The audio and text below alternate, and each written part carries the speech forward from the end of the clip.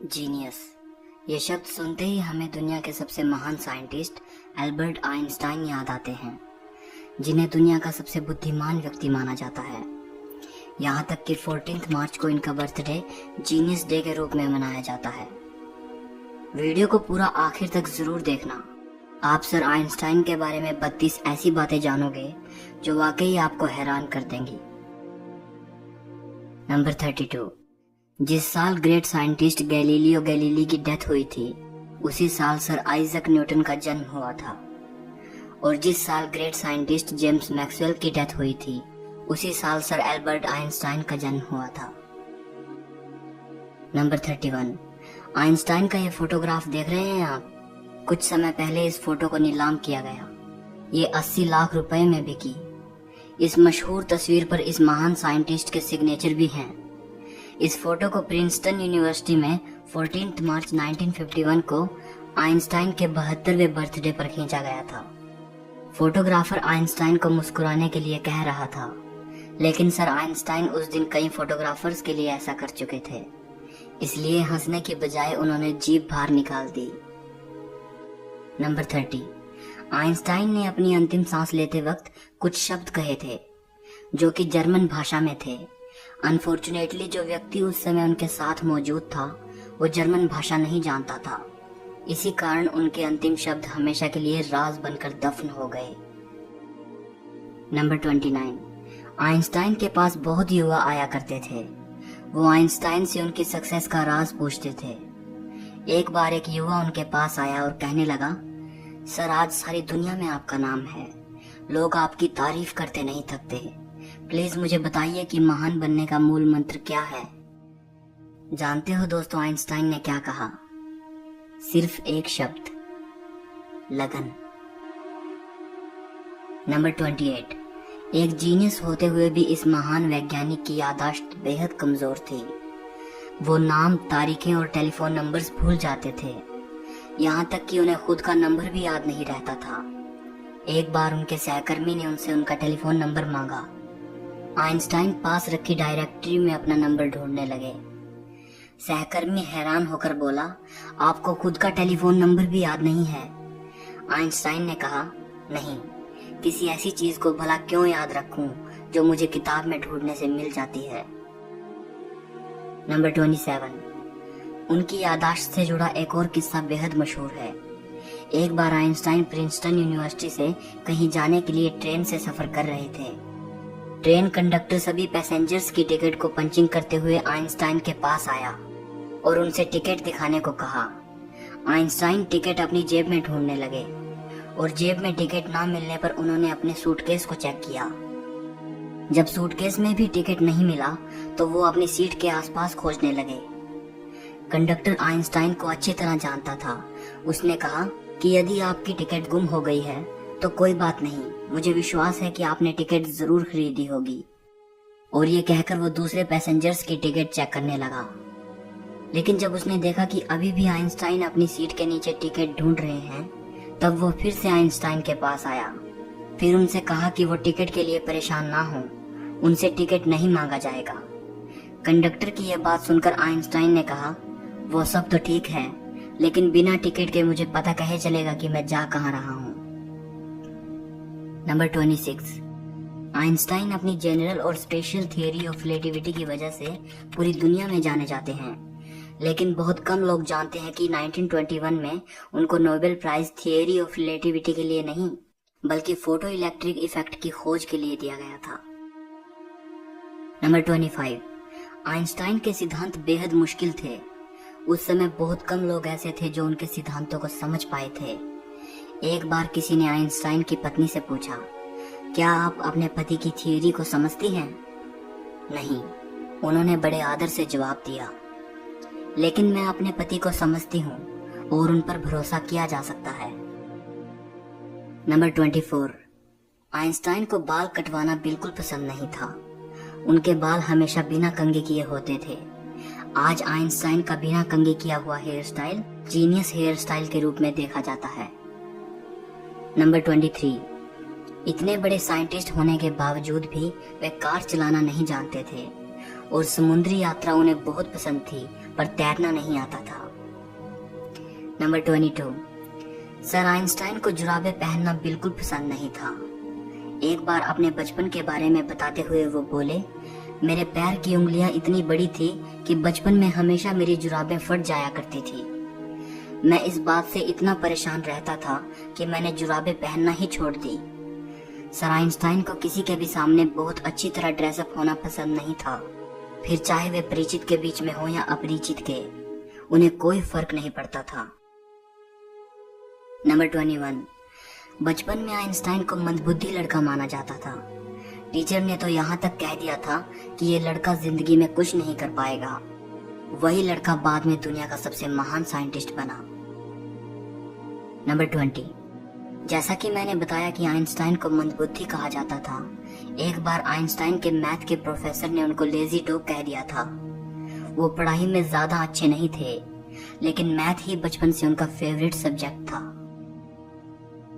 Number 19, जब वो पैदा हुए थे तो उनका सर बाकी बच्चों के कंपेयर में बहुत ज्यादा बड़ा था। डॉक्टर्स ने उन्हें मानसिक तौर पर विकलांग कह दिया था। 7 साल का होने से पहले पढ़ना शुरू नहीं किया था। वे हमेशा लड़ते हुए स्कूल जाते थे। नंबर 18, 4 साल की उम्र तक वे कुछ बोल भी नहीं पाते थे। एक बार अपने पेरेंट्स के साथ खाना खाते हुए अचानक वे पहली बार बोले, सूप कितना गर्म है।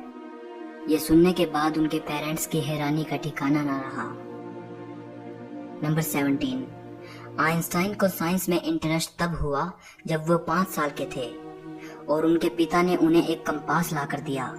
वे इस बात से हैरान थे कि कौन सी शक्ति नीडल पॉइंट को एक डायरेक्शन में रखती है।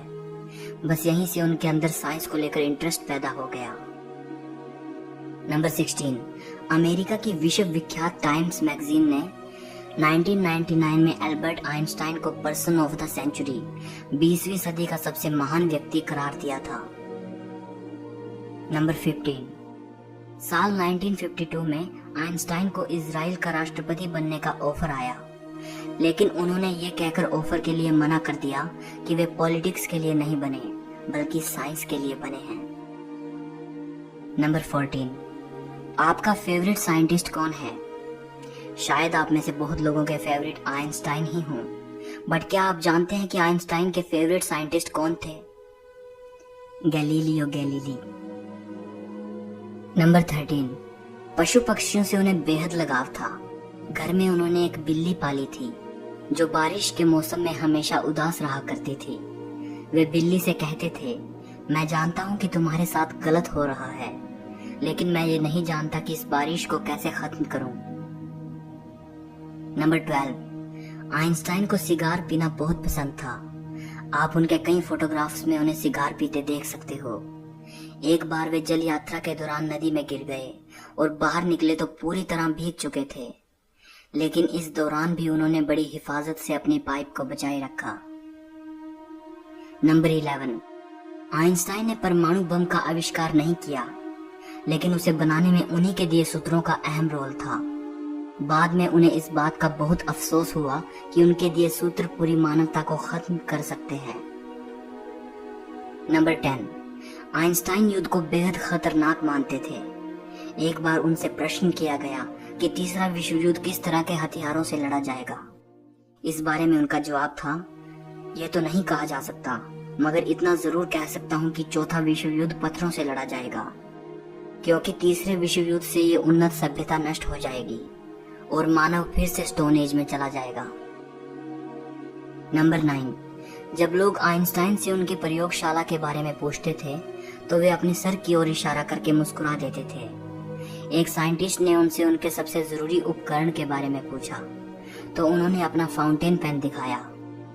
उनका दिमाग उनकी प्रयोगशाला थी, उनका फाउंटेन पेन उनका उपकरण था। नंबर 8, पूरे फोकस के साथ काम करने के लिए वो अपने आराम में कोई कसर नहीं छोड़ते थे, इसलिए पूरे 10 घंटे की नींद लिया करते थे ताकि अच्छे से अपना काम कर पाए। नंबर 7, एल्बर्ट आइंस्टाइन अपने ऑटोग्राफ के लिए $5 लेते थे और स्पीच के लिए $1000 लेते थे और बाद में ये सब चैरिटी में दे देते थे। Number 6, California institute of technology ने एल्बर्ट आइंस्टाइन को एक सेरेमनी में इनवाइट किया था। आइंस्टाइन अपनी वाइफ के साथ वहां गए। उन्होंने वहां माउंट विल्सन पर मौजूद अंतरिक्ष वेधशाला भी देखी। उस वेधशाला में उस समय तक बनी दुनिया की सबसे बड़ी अंतरिक्ष दूरबीन रखी थी। इतनी बड़ी दूरबीन को देखकर आइंस्टाइन की पत्नी ने वेधशाला के इंचार्ज से पूछा, इतनी बड़ी दूरबीन से आप क्या देखते हैं? इंचार्ज को लगा कि मिसेज आइंस्टाइन को एस्ट्रोनॉमी का ज्ञान कुछ कम है। उसने बड़े रौब से जवाब दिया, इससे हम ब्रह्मांड के रहस्यों का पता लगाते हैं। मिसेज आइंस्टाइन ने कहा, बड़ी अजीब बात है, मेरे पति तो ये सब उनको मिली चिट्ठियों के पन्नों पर ही कर लेते हैं। नंबर 5, जब आइंस्टाइन प्रोफेसर थे तब एक दिन एक स्टूडेंट उनके पास आया। वो बोला, इस साल की परीक्षा में वही प्रश्न आए हैं जो पिछले साल की परीक्षा में आए थे। आइंस्टाइन ने कहा, हाँ, लेकिन इस साल उत्तर बदल गए हैं। नंबर 4, आइंस्टाइन का एक पत्र जिसमें उन्होंने ईश्वर और धर्म को लेकर अपने विचार लिखे थे 20 करोड़ 38 लाख रुपए में बिका। ये पत्र उन्होंने अपनी मृत्यु से 1 साल पहले लिखा था। 2 पन्नों का यह पत्र 3 जनवरी 1954 को जर्मनी के दार्शनिक एरिक गटकाइंड को लिखा गया था, जिन्होंने आइंस्टाइन को अपनी नई book choose life the biblical call to revolt पढ़ने के लिए भेजी थी।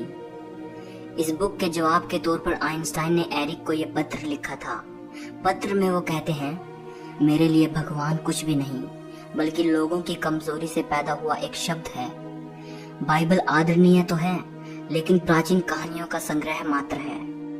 वे आगे लिखते हैं, किसी तरह की व्याख्या, चाहे वो कितनी ही रहस्यमयी क्यों ना हो, इस बारे में उनके विचारों को नहीं बदल सकती। नंबर 3, आइंस्टाइन की मृत्यु के बाद डॉक्टर थॉमस हार्वे ने आइंस्टाइन की फैमिली की इजाजत लिए बगैर ही उनके दिमाग को रिसर्च के लिए निकाल लिया था।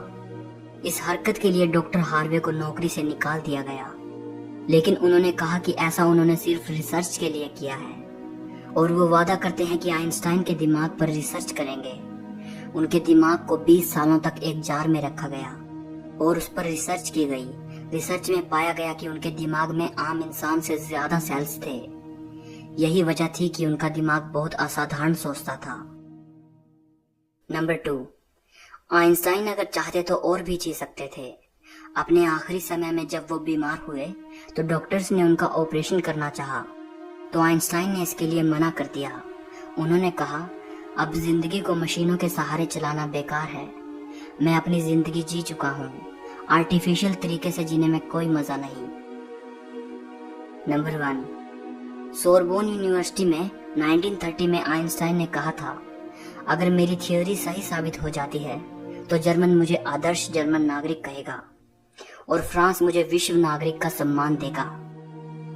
लेकिन अगर गलत साबित होती है तो फ्रांस मुझे जर्मन कहेगा और जर्मन मुझे यहूदी कहेगा। सो इस वीडियो के लिए इतना ही।